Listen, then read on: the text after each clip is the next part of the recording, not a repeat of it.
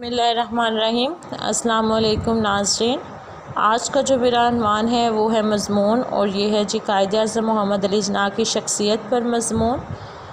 چلیے شروع کرتے ہیں۔ سن 1886 تھا اور 25 دسمبر کا دن دنیا بھر کے عیسائی کرسمس کا تہوار پوری عقیدت اور روایتی جوش و خروش کے ساتھ منا رہے تھے، جب کراچی کی ایک 3 منزلہ عمارت وزیر مینشن کی دوسری منزل پر ایک تاجر گھرانے کے ہاں ایک بچے نے جنم لیا،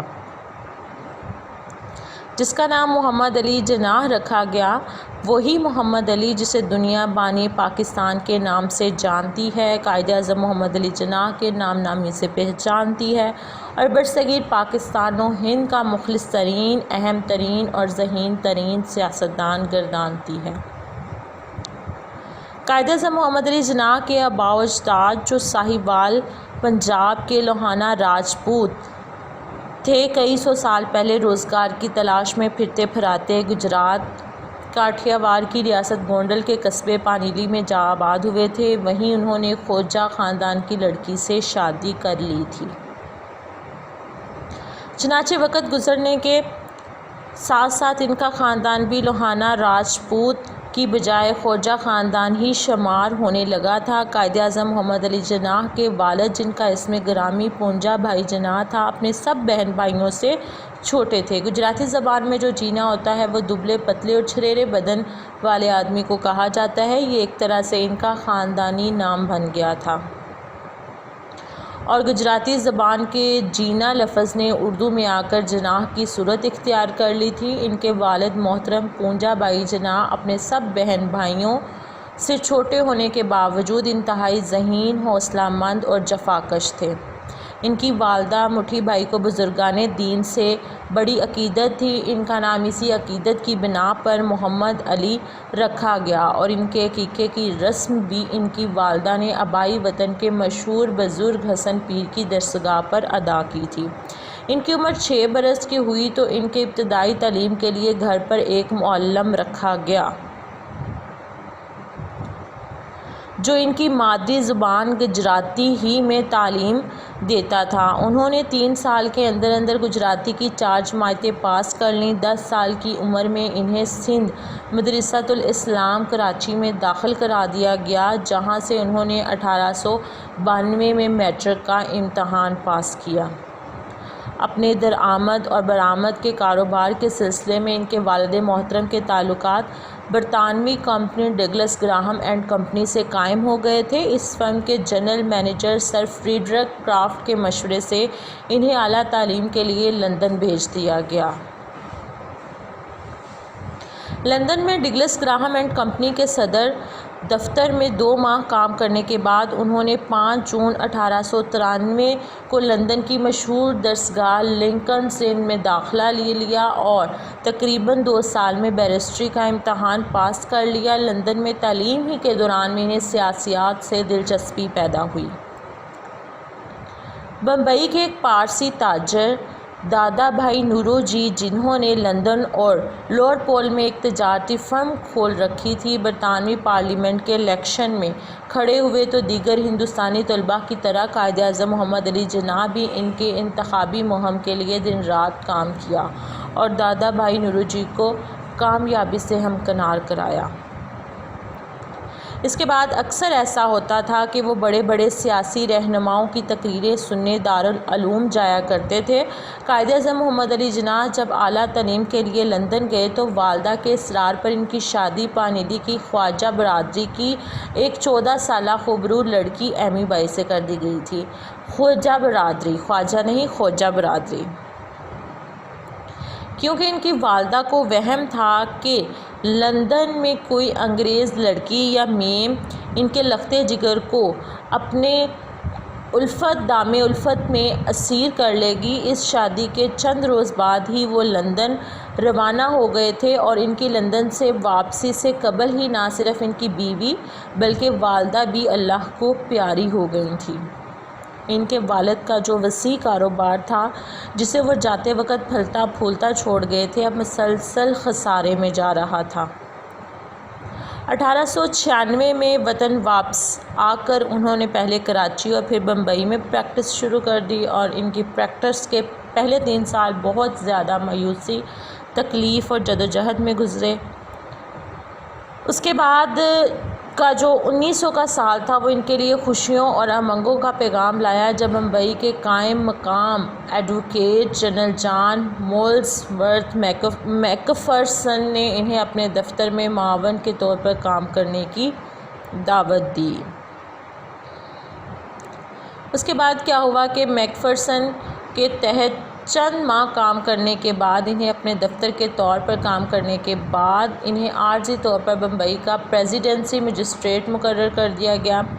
6 ماہ تک اس منصب پر خدمات انجام دینے کے بعد 1901 میں صوبائی حکومت بمبئی کے قانونی ممبر چارلس اولیئنٹ کی طرف سے انہیں مستقل طور پر 1500 روپے ماہانہ تنخواہ کی پیشکش بھی کی گئی، تو انہوں نے اس تنخواہ پر یہ کہہ کر معذرت کر لی کہ میں جلد ہی اس قابل ہو جاؤں گا کہ 1500 روپے روزانہ کما سکوں، یعنی ماہانہ کی بجائے روزانہ کما سکوں۔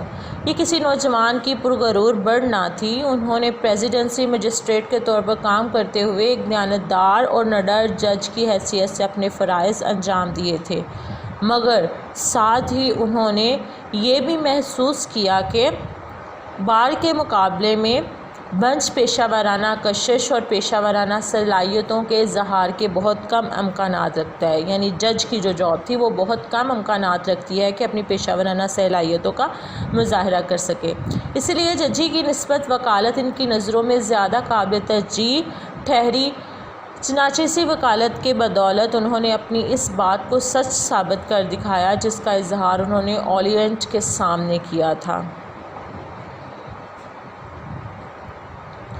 ہندوستان کی سیاست میں اس وقت ان کے لیے پسندیدہ شخصیات میں ایک تو دادا بھائی نورو جی تھے، جن کے لیے وہ لندن میں انتخابی مہم میں کام کر چکے تھے۔ دوسرے پارسی برادری کے ایک اور ذہین و فطن لیڈر سرفروز شاہ مہتا تھکن کے چیمبر میں انہیں کچھ عرصہ کام کرنے کا اتفاق ہوا تھا۔ اس لحاظ سے کانگریسی سیاست میں شمولیت ان کے قانونی پیشے اور معاشرتی زندگی کا قدرتی نتیجہ تھی۔ 1905 میں انڈین نیشنل کانگریس کا جو اجلاس کلکتہ میں ہوا، اس میں انہوں نے دادا بھائی نورو جی کی سیکرٹری کی حیثیت سے شرکت کی۔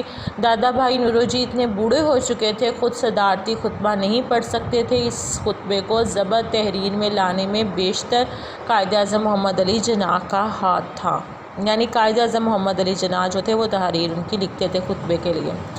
جلسے میں یہ خطبہ ایک اور اعتدال پسند کانگریسی لیڈر گوپال کرشن گوکھلے نے پڑھا تھا، جس میں اس بات پر زور دیا گیا تھا کہ جملہ مذاہب اور طبقات کے ہندوستانیوں کے درمیان مضبوط سیاسی اتحاد ہونا چاہیے اور اس کے بغیر ساری کوششیں بیکار ہوں گی۔ اکتوبر 1905 میں انگریزی حکومت نے اپنے انتظامی مصلحتوں کے تحت بنگال کو 2 حصوں میں تقسیم کیا تو ہندوؤں نے اس کے خلاف احتجاج کا ایک طوفان کھڑا کر دیا، کیونکہ اس تقسیم سے مشرقی بنگال کے غریب مسلمانوں کو ہندوؤں کے ظلم و ستم سے نجات ملتی دکھائی دینے لگی تھی۔ 30 دسمبر 1905 کو ڈھاکہ میں نواب سلیم اللہ خان کی تحریک آل انڈیا مسلم لیگ کا قیام عمل میں لایا گیا تاکہ مسلمانان ہند کے سیاسی حقوق اور مفادات کا تحفظ کیا جا سکے۔ اس وقت قائد اعظم محمد علی جناح نے نہ تو بنگال کی تقسیم کے خلاف ذاتی طور پر کوئی رد عمل ظاہر کیا تھا اور نہ ہی شملہ وفد اور ڈھاکہ کی طرفداری کی تھی، کیونکہ اس وقت ان کی سوچ یہی تھی کہ جداگانہ انتخاب کا اصول قوم کو متحد کرنے کی بجائے تقسیم کر رہا ہے، جبکہ ہماری کوششیں قوم کو متحد کرنے کے لیے ہونی چاہیے۔ انہوں نے اس تشریح کے دوران میں جتنے بھی سیاسی جلوسوں میں شرکت کی وہاں قومی اتحاد کے لیے آواز لازمی بلند کی، جس کی بنا پر انہیں ہندو مسلم اتحاد کا سچا سفیر کہا جانے لگا تھا۔ یہ قدرت کا ایک اور عجیب اتفاق تھا کہ جداگانہ انتخاب کے جس فارمولے کو انہوں نے قومی مصلحت کے تحت مسترد کر دیا تھا، وہی 1910 میں ان کے مرکزی مجلس دستور ساز رکن منتخب ہونے کا باعث بنا، اور بعد ازاں یعنی اس کے بعد مسلمانوں کی علیحدہ حیثیت کے متعلق ان کے ذاتی شعور اور ادراک و ترقی کا باعث بھی یہی فارمولہ بنا۔ جس طرح تقسیم بنگال مسلم لیگ کی تخلیق کا سبب بنی تھی، اسی طرح 1911 میں اس کی تنسیخ کے اعلان نے مسلمانوں کو یہ سوچنے پر مجبور کر دیا کہ انہیں اپنی منزل کے لیے نئی راہیں تلاش کرنا ہوں گی۔ پھر 1913 میں جب مولانا محمد علی جوہر اور سید وزیر حسن نے قومی مقاصد کے جلد حصول کے لیے مسلم لیگ میں شمولیت پر زور دیا تو انہوں نے اس شرط کے ساتھ مسلم لیگ میں شمولیت اختیار کی کہ مسلم لیگ اور مسلم مفادات سے ان کی وفاداری کسی طرح اور کسی وقت بھی اس بڑے قومی مقصد سے بے وفائی کا موجب نہیں بنے گی جس کے لیے ان کی زندگی وقف ہے۔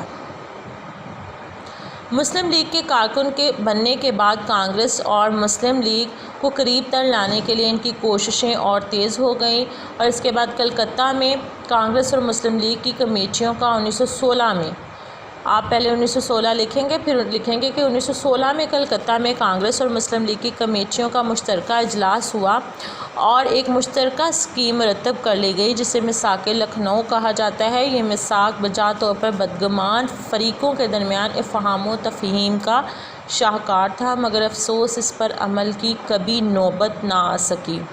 کیوں نوبت نہ آ سکی؟ کیونکہ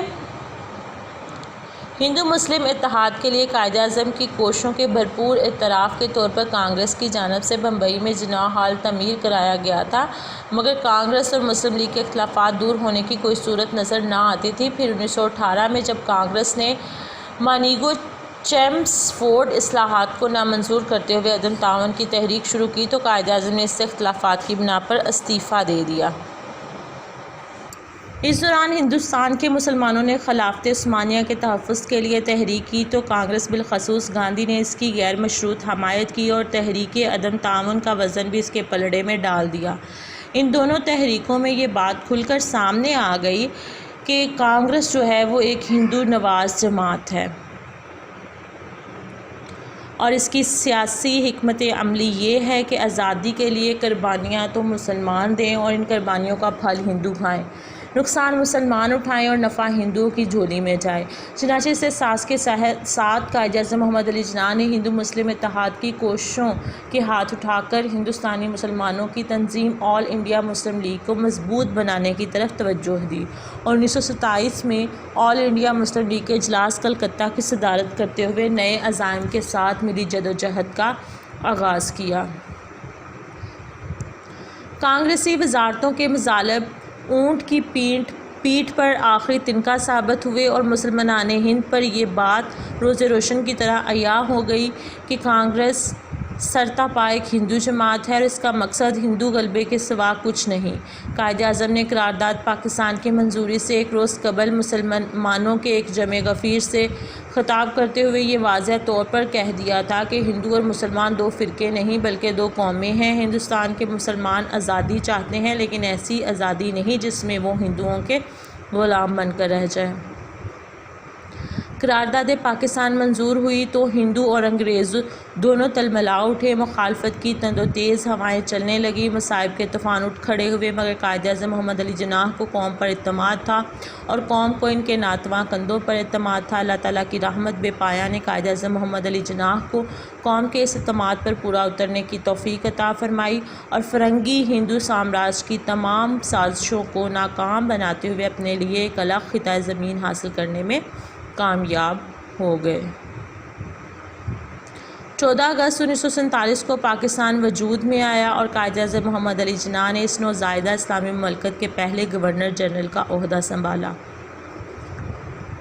مسلمان قوم کو تو اپنی منزل مل گئی مگر قائد اعظم کا کام ابھی ختم نہیں ہوا تھا۔ لوگ منزل پر پہنچ کر آرام کرتے ہیں مگر قائد اعظم کے لیے سکون و اطمینان سے ایک لمحہ بیٹھنا بھی دشوار تھا۔ وہ کمزور صحت اور بڑھاپے کے باوجود پاکستان کی ترقی اور فلاح و بہبود کے لیے مسلسل اپنی آخری سانس تک سرگرم عمل رہے اور 11 ستمبر 1948 کو اس دنیا سے رخصت ہوئے، اس احساس کامرانی کے ساتھ کہ انہوں نے اپنی شکستہ اور درماندہ قوم کے ارکان کو منزل تک پہنچا دیا ہے۔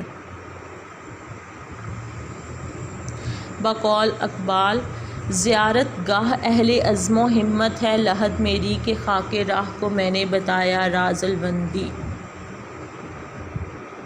اس کے بعد یہ جو ہے حوالہ جات ہیں، ان کو آپ جو ہے وہ نوٹ کر لیجئے گا اپنی نوٹ بک پر، اور یہ حوالہ جات جو ہے میں نے لاسٹ پر ایک ہی دفعہ اکٹھے جو ہیں وہ دے دیے ہیں، تاکہ آپ جو ہے مٹیریل جو ہے وہ میں نے پہلے بول دیا، آپ اس کے اندر جو ہے یہ تمام حوالے جو ہیں سچویشن کے مطابق جو ہے وہ ایڈ کرتے چلے جائیں گے۔ خون دل دے کے نکھاریں گے رخ برگے گلاب، ہم نے گلشن کے تحفظ کی قسم کھائی ہے۔